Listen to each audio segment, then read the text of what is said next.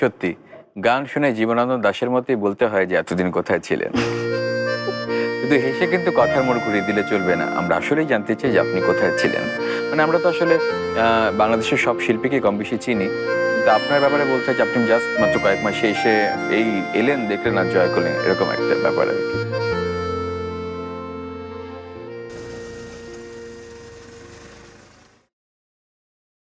এমন প্রশ্ন আমাকে আগেও শুনতে হয়েছে। আমি যেমনটা উত্তর সবসময় দিয়ে এসেছি, এবারও তার ব্যতিক্রম না। আমি আসলে প্রস্তুতি নিচ্ছিলাম। প্রস্তুতি? আসলে গানের জন্য কিন্তু প্রস্তুতির বিকল্প কোনো পথ নেই। তা না, আমি শুধু গানের জন্য প্রস্তুতি নিচ্ছিলাম না, আমি আসলে প্রস্তুতি নিচ্ছিলাম এই সময়টার জন্য। এই সময়ের জন্য? আমার জীবনের জন্য এই সময়টা একটা বিশেষ সময়। আর আমি এটাও জানি আমার মতো আরো কয়েকজনের জন্য এটা একটা বিশেষ সময়। আর সেই কয়েকজনের মধ্যে আমিও যে আছি মো, সেটা তুমি না বললেও চলবে। আমি জানি তুমি এসেছো আমার জন্য। কিভাবে এসেছো জানি না, কিন্তু তোমার এই আসার পেছনে কারণটা আমি।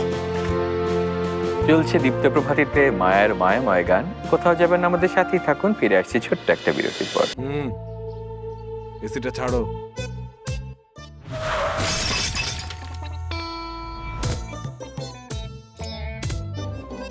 চোখ বন্ধ করে সবার উপর এরা না ভরসা করা অ্যাড যায়। দেওয়ার সময় পেল না। শুধু ভরসা করা যায় কাজী ফার্মস কিচেনের খাবারের কে রে উপর। মেয়েটা? কারণ পণ্য উৎপাদন থেকে শুরু করে এই যে এখনই শুরু হবে, দেখো না। পর্যন্ত আমরা চোখ কান খোলা রাখি সব সময়।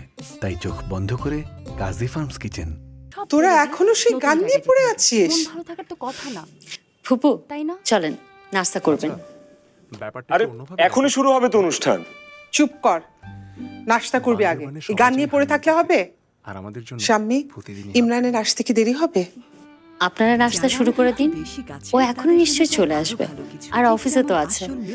রবিন, আয়। একমাত্র premium ice cream Bellissimo creations. Bellissimo, you deserve better. ফিরে এলাম বিরতির পর।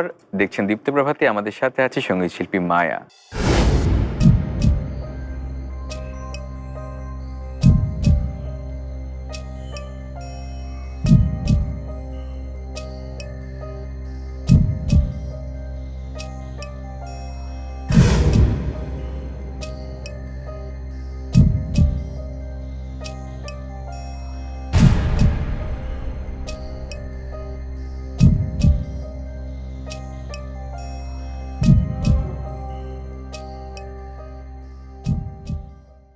কথা বলে জানলাম বিরতির ফাঁকে যে 5 বছর আমেরিকায় ছিলেন, তারপরে ফিরে আসা।